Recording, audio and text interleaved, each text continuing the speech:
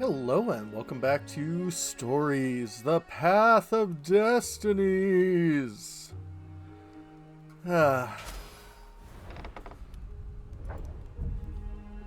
Let's continue on.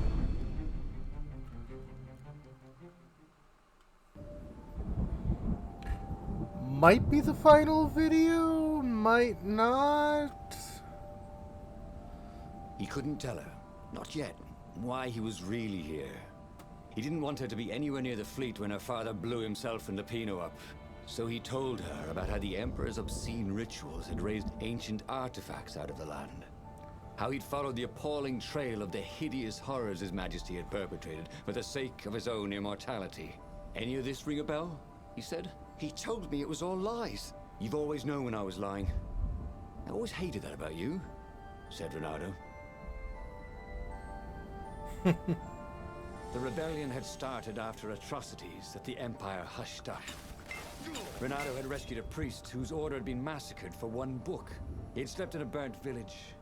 Dead kittens and puppies had come to tell him what the Emperor had done to them.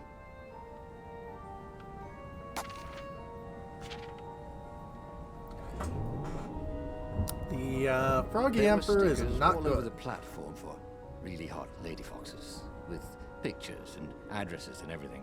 Ooh.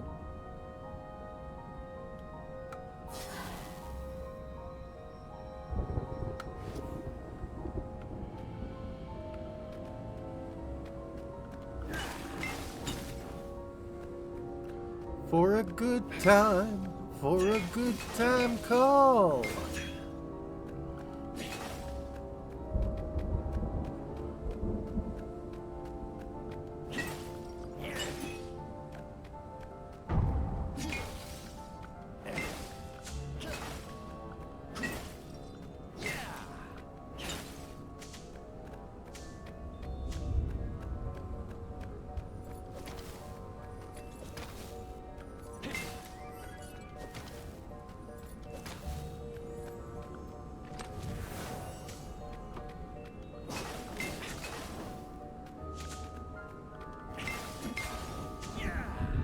Why am I going after all of this stuff? That's a really good question.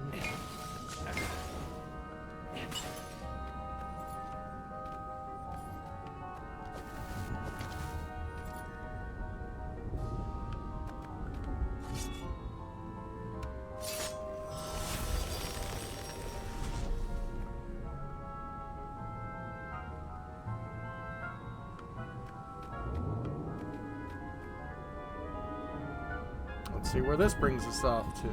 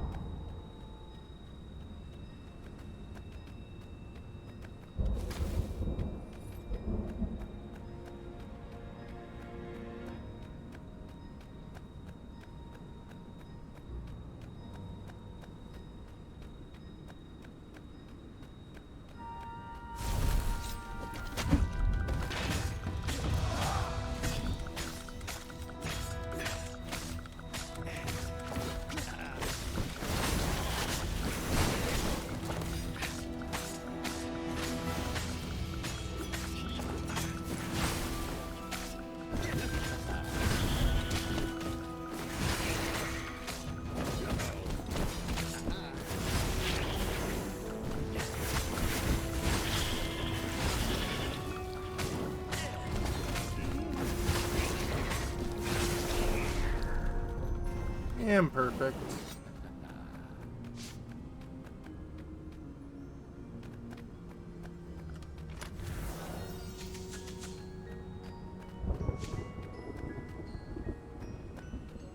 I'll take the health recovery though.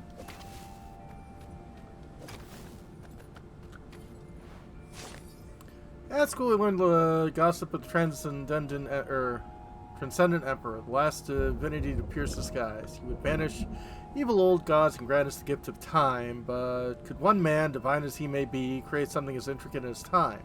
I have my own theory. I believe that time is a symptom rather than a gift. I'm convinced on a cosmic scale there is a pendulum motion between order and chaos. The Transcendent Emperor ended chaos and started the age we live in, the age of cause and effect, of fact and logic. Time is merely the tapestry upon which these laws manifest themselves. It is the foundation for order's companion, entropy. But in the age of chaos, when the old gods reign, perception carries more weight than facts, emotions can shape worlds, and time ceases to exist.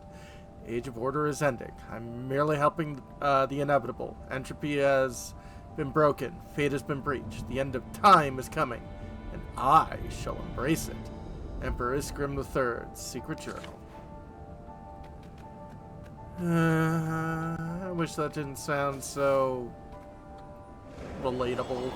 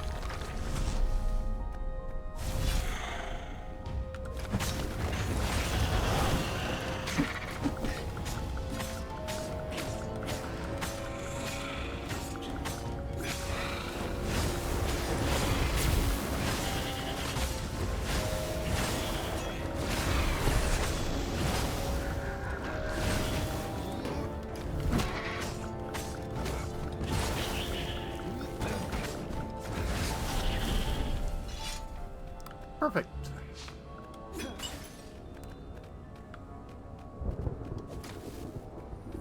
Don't you think I'd know if my father started practicing black magic? Why? Would you join in? No. I'd destroy his books and I'd... Oh, God.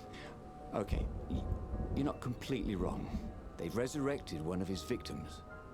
Well, look, I mean, look, it's not exactly alive, but it can talk. A true witness, she said. Interesting.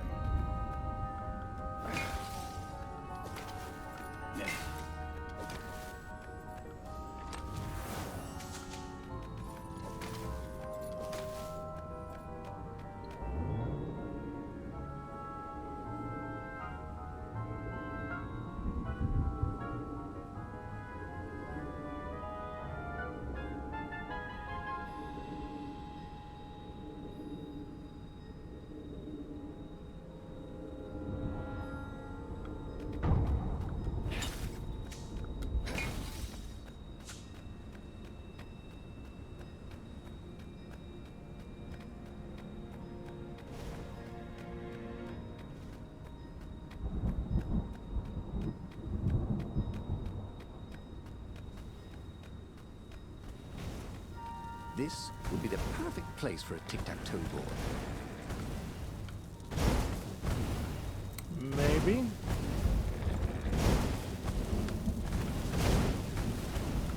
Ow.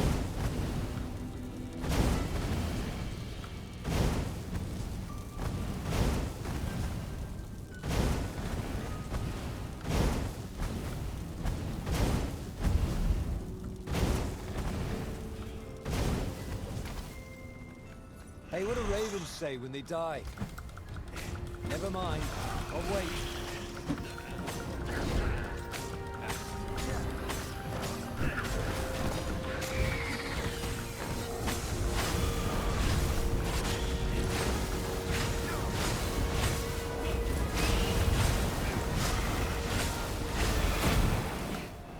Perfect.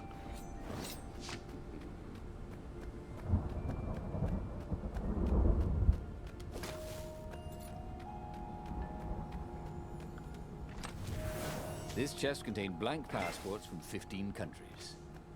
And something useful.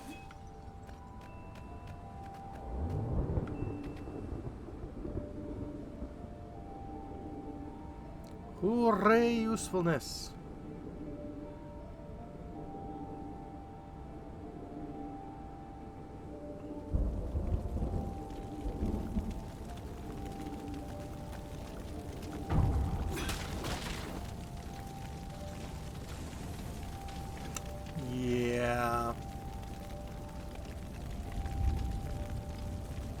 observatory was a burning hulk. Dead scientists and black feathers everywhere. The Ravens had taken special care to burn the reanimated witness to cinders. Zenobia stared at the carnage. He didn't want me to hear the witness, did he? I guess not. What's your plan? She asked. So, Renato explained his brilliant gambit. Sending Lapino to get the Iblis Stone, become super powerful and corrupted, provoke the Emperor into using the core against him, thus blowing up both of them, and hopefully the fleet too. Let me visit your council, she said, shaken. I want to help. Could he really trust her? Secret base.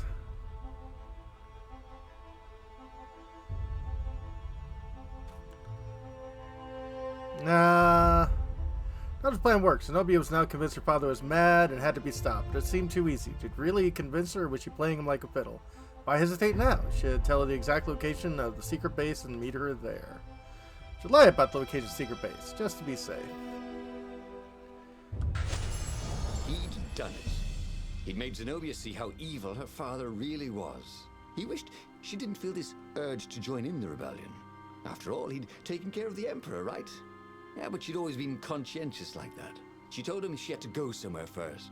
So Renato gave her the location of the secret base, and they agreed to meet in the ruins. He had a very good feeling about this. Uh-oh. What had Zenobia gone off to do? What was more important than meeting the rebel council? Had he made a mistake, sending her to the ruins? Uh-oh. No. He knew they could trust each other. He could trust her because she never broke her word. And she could trust him because she could see right through him. Well, she'd probably be there well before him. She at least didn't have to fight her way through rainstorms of ravens. True.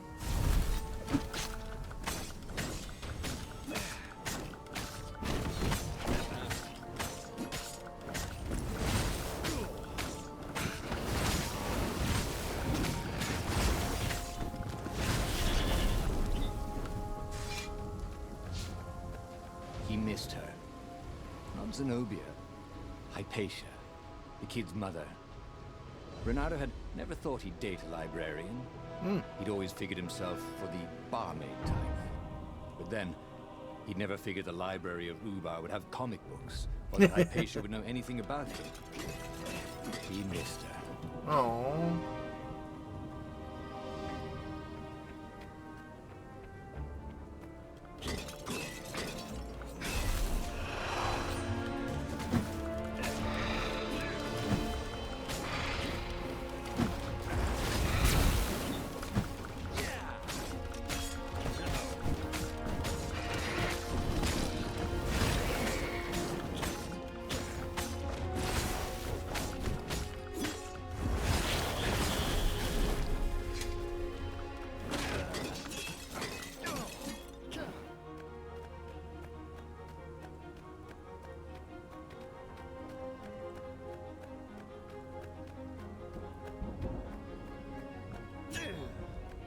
Oh, there it is.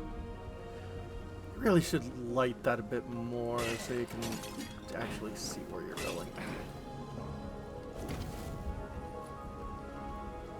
Sometimes, all you know is what you know. You know? Yeah.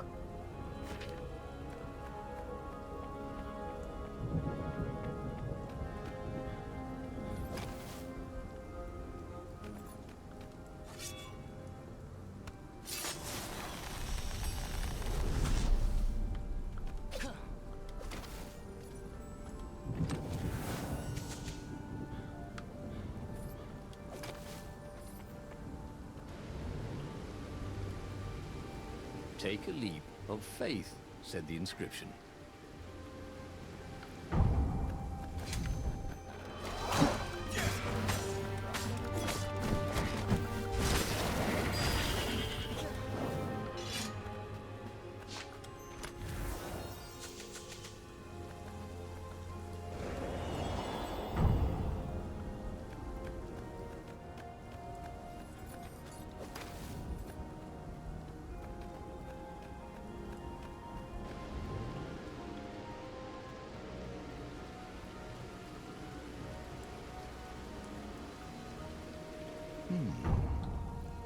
Hero wall. Hero sword. Firewall. Fire extinguisher. Fight fire with fire.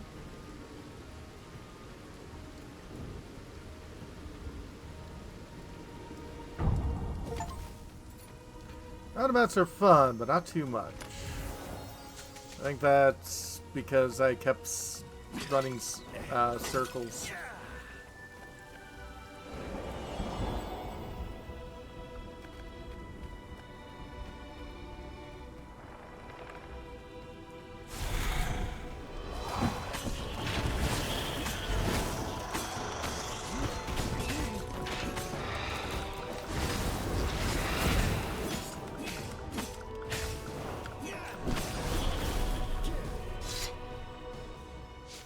As he came around the bend, there was Lupino, unconscious on the side of the path. And Renata could smell a familiar, sweet, smoky scent. Who? Zenobia. It had to be. She never used a combat spell when she could use drowsy gas. Oh. She had the Iblis Stone. What would That's it do not to good. her? She hated her father now. She'd kill him for sure. The council wouldn't mind if Hopefully. she killed the Emperor, but murdering her father would destroy her. He had to get to whatever ledge she was on and talk her down from it.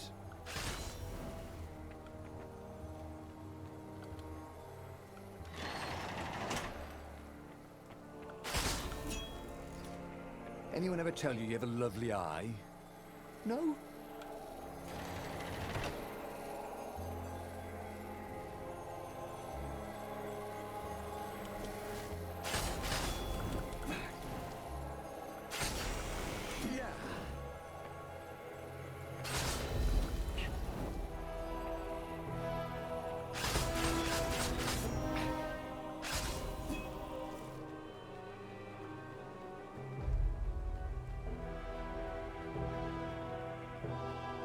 Open, says me.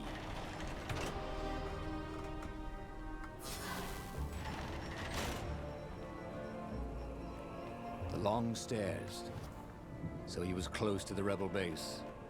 Nothing was on fire. So far, so good.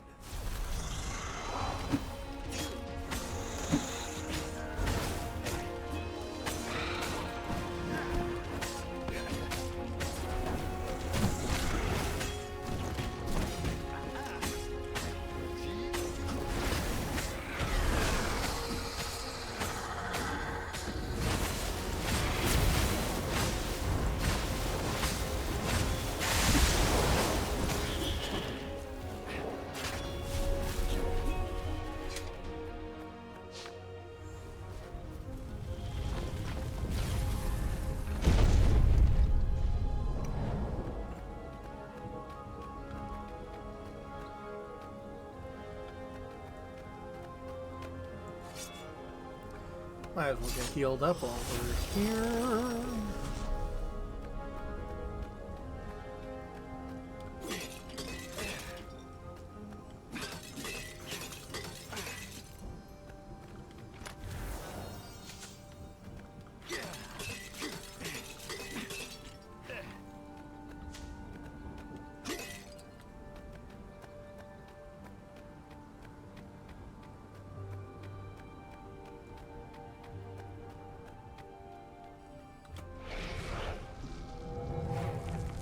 Here's hoping that trust was good. Everyone in the council chamber was dead. Zenobia stood shivering in the courtyard, drenched in blood. Why? Oh. He managed. They started arguing with me. I lost my temper and I wanted their blood. Not me. The stone did. Why did you take it from Lupino? I had a plan. You had a stupid plan, she said. I'm going to go kill my father now. No, you can't. You'll just take his place. You'll become worse than him. Get out of my way, or I'll kill you too. Out of her way. Zenobia says the Iblis Stone. Now, if she was strong enough to defeat the Emperor, the stone would consume her soul. Our stopper would like to be fatal. Best to let her go, see how things play it out. Our stopper would likely be fatal, but the feeling she had for him might mean something, right? You had to try.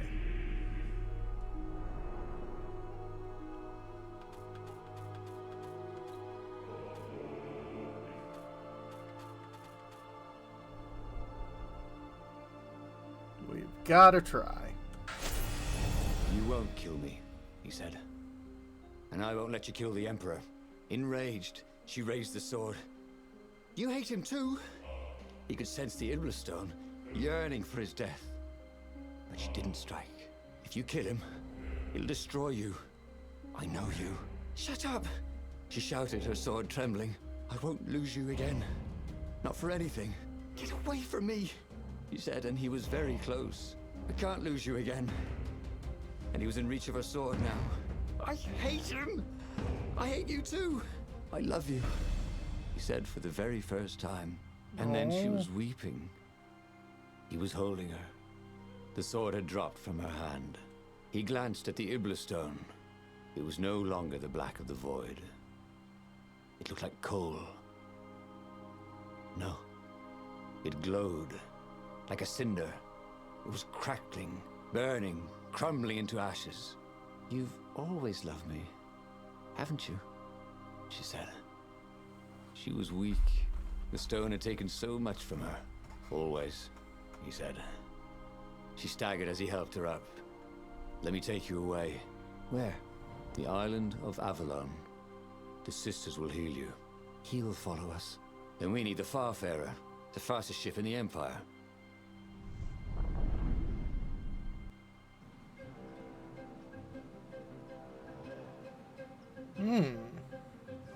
The Empire had seized his ship. They'd have to take it back.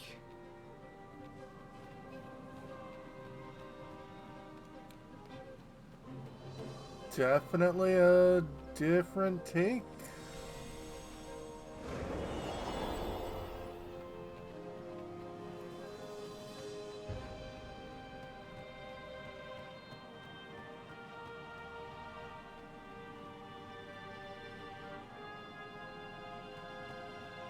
Gonna take the shortcut.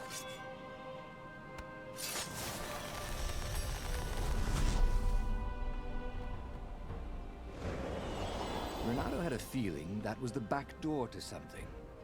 But what?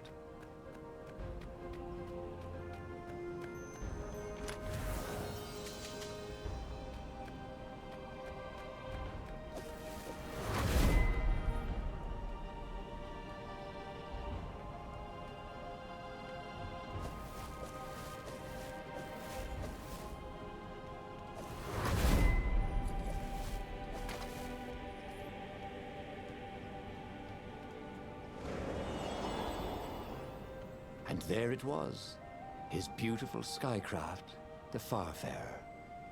They would fare very far indeed, beyond the Empire, beyond the reach of the Empire, to the mystical island of Avalon.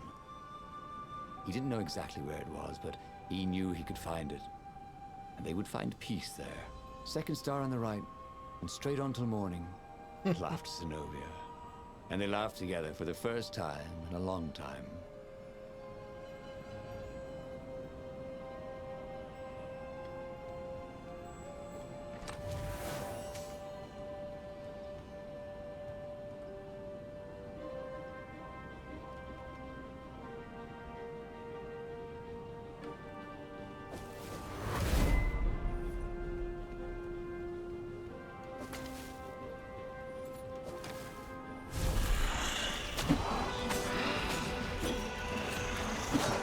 Over here.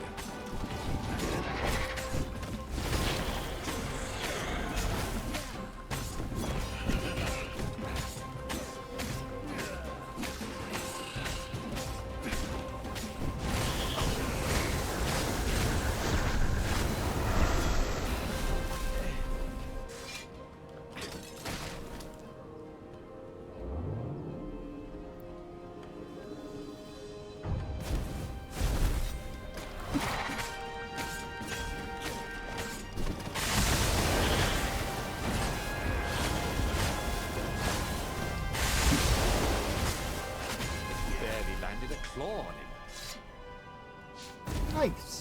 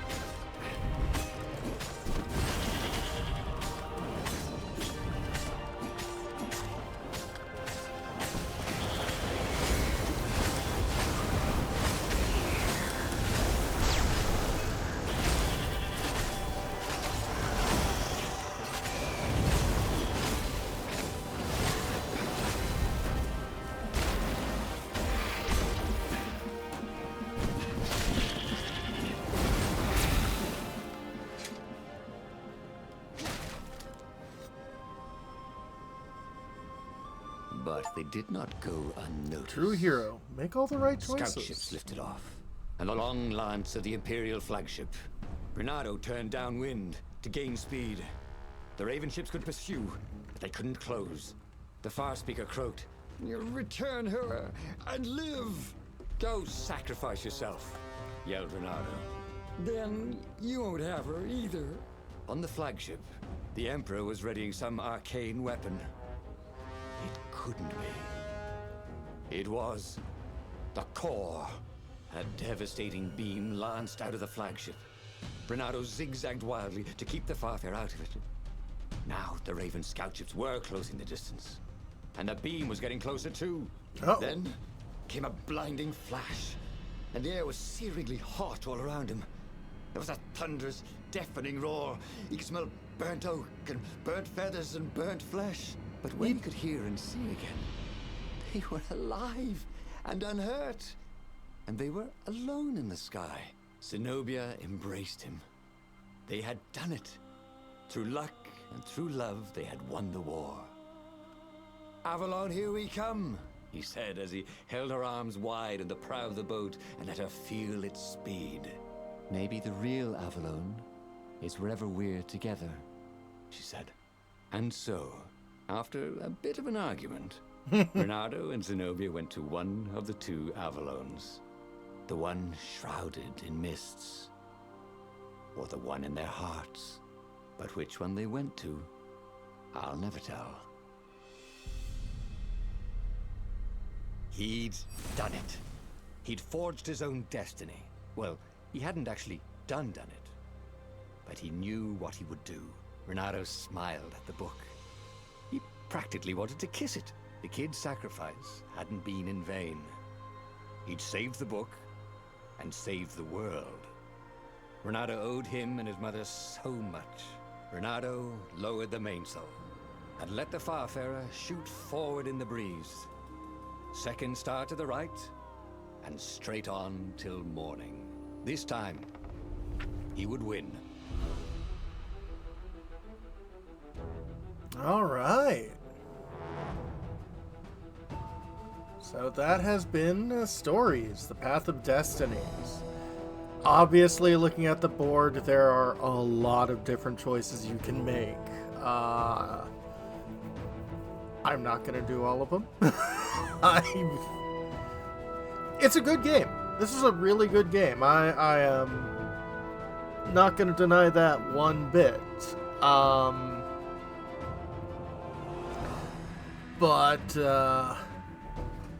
Yeah, I had a lot more action than I'm usually at, so I think next time we're gonna look at something a little more puzzle-based. Julian Casey. I wonder what else he's done, because, yeah, he was actually pretty cool as the narrator. Vibe Avenue. Music actually was pretty damn good, too, so not gonna say anything bad about that one. But yeah, I've had this game for a long time. It looked fascinating. And I knew at some point I wanted to tackle it, so yeah, here we are, game tackled.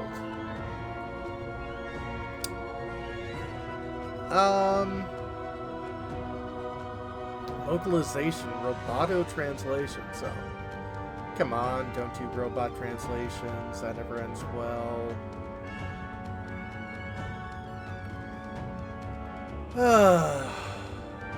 But yeah, definitely a fun little game,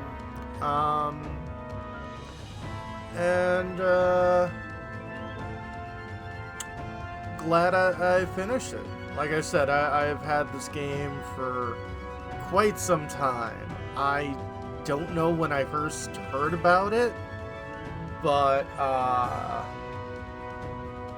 like, as soon as I did, I picked it up when I could.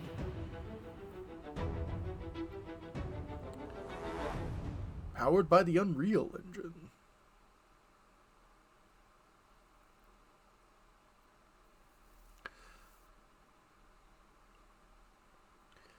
But yeah, that one was rather good indeed.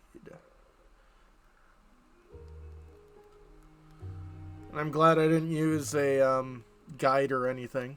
Hero path completed. Iblis Stone and Skyripper always active. Interesting.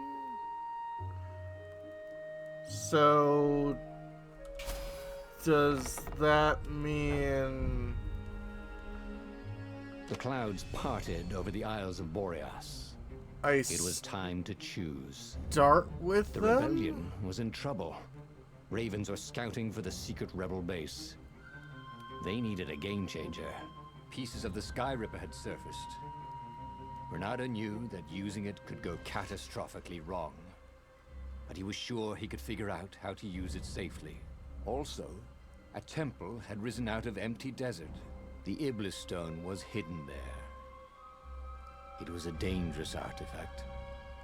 It could corrupt its user into a bloodthirsty monster. Maybe he could find a way to use it, to take its power without surrendering to its wickedness. And also, his old friend Lapino needed rescuing. Of course, Renato had a pretty strong suspicion that Lapino had betrayed the rebellion, and he had a gut feeling that he needed to use that to his advantage. Every child knew about the Skyripper. The Transcendent Emperor had buried its pieces deep. And then, this Emperor's horrific sacrifices had brought it back to the surface. Renato wasn't exactly sure how to use the legendary weapon. But yeah, we can skip. As he set foot on the island, Renato couldn't help feeling a bit curious. Okay. Was Lapino still waiting to be rescued? No.